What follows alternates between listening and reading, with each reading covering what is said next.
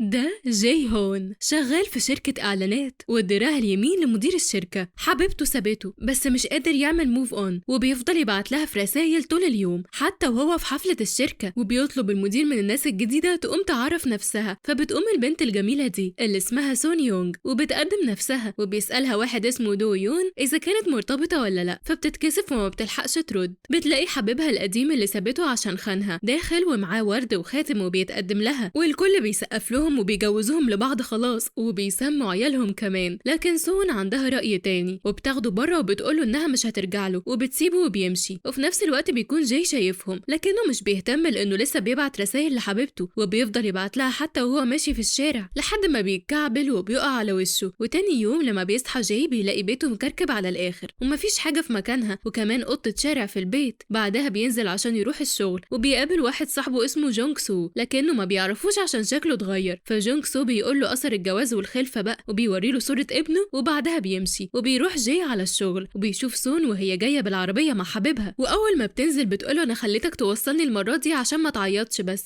لكن علاقتنا انتهت خلاص. وبعدها لما بتطلع بتلاقي ان المدير حطها هي وجاي في شغل سوا، فبيقعدوا يظبطوه سوا وبيقول لها ترجع لحبيبها، لكنها بتقول انه خاين وما يستاهلش، وبيعرفوا انهم قد بعض. فبيشيلوا الالقاب والرسميه اللي في كلامهم وبعدها بيروحوا ياكلوا. وبيفضل جاي ودو يون يتكلموا عن سون، وبيبقى دو يون عايز يظبطهم سوا، لكن جاي بيكون متعقد من البنات. فبيقولوا لسون ان كل الرجاله اللي في الشركه مرتبطه ما عدا جاي اللي فركش قبل فرحه بشهر. وبالليل بتكون سون لسه في الشركه وبتحاول تتصل بجاي عشان تساله على حاجه، وكل الموظفين بيمشوا. وبتيجي زميلتها تقول لها ان جاي بيروح يشرب بعد الشغل، ولو رد عليكي ما تاخديش اي حاجه من اللي بيقولها على محمل الجد، ده لو رد اصلا. فبتشكرها سون وبتمشي، ولما بتروح بتلاقي بيتها مقلوب وبتعرف ان الاكس هو اللي عمل كده، فبتتصل بيه تهزقه. وتاني يوم بيصحى جاي على نفس كركبه البيت، بس المره دي حمامه مش القطه بس. فبيقول لا بقى دي بقت حديقه حيوان مش بيت خالص، وبينزل يروح على الشغل وبيشوفه هو طالع سون اللي بتكلم مامتها اللي بتقول لها طريقه كيف تشقطين عريسا. فسون بتقول لها ان مفيش غير واحد بس اللي مش مرتبط ويقرف يعني، وبيسمعها جاي بس بيعمل نفسه من بنها. وبيطلع عند المدير ودو يون اللي بينصحوه يقلل شرب لانه ما بيكونش عارف هو بيعمل ايه لما بيشرب وبينسى كل حاجه. فبيقول لهم لا ما تخافوش انا ببقى زي الفل، بس فجاه بيلاقي على تليفونه رقم غريب كلمه امبارح ساعتين ومش فاكر اي حاجه. فبيقول لهم لا لحظه يا جماعه انا مش زي الفل. وبعدها بيلاقي الرقم بيتصل، فبيديه لدو يون يشوف مين، وبيرد على اساس انه جاي، وبيفضل يقول مين لحد ما بيلاقي سون في وشهم وبيعرفوا ان هي. وبعدها بيكون عندهم اجتماع وجاي بيقدم فكرته وبتعجب سون جدا. بعدها بيحاول جاي يتكلم مع سون عشان يعرف هو قال ايه في الساعتين اللي اتكلموهم، بس ما بيكونش عارف يسألها ازاي وما بيلحقش اصلا. وبيلاقوا صاحبه داخل عليهم وهو سكران وبيقول لهم يجوا يسهروا معاه لانه متضايق عشان مراته خانته. فبتروح معاه وبيفضل يهلوس بالكلام وبيقول لسون ان جاي قال عليها خانت حبيبها عشان خانها على اساس بتردها له يعني. وبعدها بيسيبهم ويقوم. فبتقوم سون عشان تروح وبتقول لجاي ما يتكلمش عنها في ظهرها. فبيقول لها يا سلام يا اختي ده انت كنتي مقطعه فروتي الصبح. فبتضحك عليه وبتقول له ان الساعتين بتوع امبارح كان كلهم كلام عن زمايلهم. فبيقول لها انت جدعه وبنت ناس ومش هتقولي لهم صح. وبيقطع كلامهم صوت دو يون وهو بيتخانق مع واحده في المطعم، فبيفضوا الخناقه وبيستنوا بره. وبيحاول جاي يعتذر لسون اللي بتقول له ان امبارح طول المكالمه كان بيعيط وانها ما رضتش تقفل عشان قال لها ان محدش بيسمعه. بعدها بيركبوا دو يون تاكسي وبيعرض جاي على سون يروحوا يشربوا سوا، فبتوافق وبيفضلوا يشربوا لحد ما بيسكروا ويهيسوا. وسون بتقول لجاي انها معجبه بيه، وبتيجي صاحبه سون وبتلحقها قبل ما بتبوسه. وتاني يوم لما جاي بيفوق بيبص في تليفونه بيلاقيه باعت رساله لسون وبيقول لها انه ممتن للوقت اللي قضوه سوا وبيطلب منها يقربوا من بعض اكتر. وبتشوف سون الرساله هي وصاحبتها اللي بتقول لها انها مش مرتاحه للولد ده، وبتبقى لسه هتحكي لها عن اللي حصل امبارح، بس سون بتمشي عشان متاخره. ولما بتروح الشغل جاي بيفضل يتهرب منها، ولما بتساله ايه اللي حصل بيقول لها انه مش فاكر اي حاجه وانهم شربوا كتير. وبعدها بيروحوا يخلصوا شغل مع بعض وبيتغدوا سوا. وبيفضل جاي يتهرب منها برضه لحد ما في يوم بالليل سون بتلاقي جاي بعت لها رساله بيعزمها فيها على قهوه، ولما بتروح له بتلاقيه شارب وسكران وبيهلفط بالكلام وبيحكي لها عن حبيبته وخيانتها ليه، وبيحاول يقرب منها بس هي بتبعد عنه بسرعه. فبيقع على دراعه وبيتكسر. وتاني يوم في الشغل جاي ما بيجيش غير بالليل وبيفضل يتجنب في سون، لكنها بتعزمه على العشاء فبيوافق وبيروحوا ياكلوا. وبتقول له سون على فكره اعلان، وبعدها بيتخانقوا وبيقول لها انه عارف ان اليوم اللي كانوا مع بعض فيه هي ما سكرتش وإنها عملت اللي عملته عن قصد، فهي بتهزقه وبتسيبه وبتمشي. وتاني يوم لما بتصحى بتلاقيه كلمها كتير وبعت لها رسايل أكتر، بس هي ما بتعبروش، ولما بتشوفه في الشغل بتعمل نفسها مش واخدة بالها منه. وبعدها كل موظفين الشركة بيطلعوا رحلة، وبيروح جاي لسون وبيقول لها إنهم لو فضلوا متجاهلين بعض زمايلهم هيفتكروا إن ما بينهم حاجة، فبتقول له هعمل نفسي مصدقاك، وبيتمشوا سوا. وبالليل بيروحوا كلهم يسهروا، وبيفضل جاي يدور على سون ما بيلاقيهاش لحد ما بيطلع بره وبيلاقيها قاعدة على جنبه وسكرانة، وللمرة التانية بتهلفط وبتقول له إنها بتحبه، وهو كمان بيقول لها إنه بيحبها ومعجب بيها، وبيقضوا اليوم سوا. وتاني يوم لما سون بتصحى بتمشي بسرعة، ولما بترجع على الشركة بتسأل جاي عن اللي حصل، وبتقول له إنها صحيت لقت نفسها في بيت صاحبتها، فبيقول لها إنه ما يعرفش برضه، وإنه صحى لقى نفسه في الفندق. وبالليل بتتفرج سون على صور الرحلة، وبتلاقي دو يون صورها هي وجاي مع بعض، فبتتبسط بالصور وبتروح تتصل بجاي، لكن بتلاقي واحدة اللي ردت عليها وقالت لها إنه في الحمام، وبتكون دي حبيبة جاي اللي رجعت فجأة، وبتطلب منه يرجعوا لكنه بيرفض. وتاني يوم بيشوف جونج سو اللي بيكون زعلان جدا، وبيقوله إن ابنه اللي وراهوله ما طلعش ابنه، وإن مراته بتخونه، فبيحاول جاي يواسيه. وبعدها بيروح يصور إعلان. في نفس الوقت سون بتبقى في الشغل، وبتتفاجئ إنهم عمالين يتكلموا عليها في جروب الشغل، وبيقولوا إنها بتتقرب لكل مدير تشتغل معاه عشان يرقيها. ولما بيشوف جاي الكلام ده وبيرجع على الشركة بيلاقي سون استقالت، فبيزعق للمدير إنه سابها تستقيل، وبيزعق لباقي الموظفين وبيقول إن كل واحد عنده بلاوي مخبيها، اللي ستروا ربنا ما نفضحوش من الآخر. وبيروح لسون بيتها، وفي الأول ما بترضاش تفتح له، بس بيعمل نفسه وقع فبتتخض عليه وبتفتح، وبياخدها وبيروحوا يقعدوا بره، وبتفضل تديله في مبررات، وهو بيقول لها إنه مش عايز أي مبررات، وإنها غبية إنها سابت الشغل. وبيروحوا ياكلوا سوا، وبيقول لها إنه بيحبها ومعجب بيها، وإنه فاكر اليوم اللي كانوا فيه مع بعض، وبيفضل يقول لها في تفاصيل، فبتسيبه وبتمشي. وبيقوم وراها فبتقول له إنه لسه ما نهاش علاقته بحبيبته القديمة أصلا، فبيمسك الفون عشان يكلمها وينهيها، بس سون بتبقى عايزة تاخد منه التليفون وتمنعه، وبيفضلوا يتخانقوا على التليفون لحد ما بيخبطوا بيه عربية واحدة، وبتيجي تزعق معاهم. وتاني يوم بيكون الموظفين عاملين حفلة عشان سون سابتهم وقاعدين بيتعشوا سوا، فبيقول لها جاي على المكان، وبتيجي وهي متشيكة وبتقول لهم ما قدرتش افوت حفلة توديعي، وكمان عايزة اتكلم في شوية حاجات كده، وبتفضل تتكلم في ماضي كل واحد قاعد، وبتفضحه قدام الباقيين، فبيقوموا كلهم يمسكوا في بعض، وهي قاعدة هي وجاي بيشربوا وبيبصوا لبعض وبيضحكوا. وبعد 3 شهور بتكون حبيبة جاي بتاخد حاجتها من عنده وبتمشي بعد ما نهوا علاقتهم خلاص رسمي. وفي نفس الوقت بتكون سون قاعدة مع مامتها وبيتكلموا عن جاي، وبتقول لها ما تعمليش فيها البت التقيلة وانتي واقعة اساسا. وهما بيتكلموا بتشوف الاعلان اللي كانت شغالة عليه هي وجاي، وبتلاقيه نفذ فكرتها بالظبط، فبتتبسط جدا. وبالليل بيكون جاي ماشي في الشارع وبيلاقي ست كبيرة قاعدة متعود يساعدها، فبيروح وبيتكلم معاها، وفجأة بيلاقي رسالة من سون، فبيتبسط جدا وبيجري على المكان اللي بيتقابلوا فيه، وبيلاقيها قاعدة مستنياه، وبتقول له انه وحشها جدا وانها بتحبه. وبيخلص الفيلم على كده.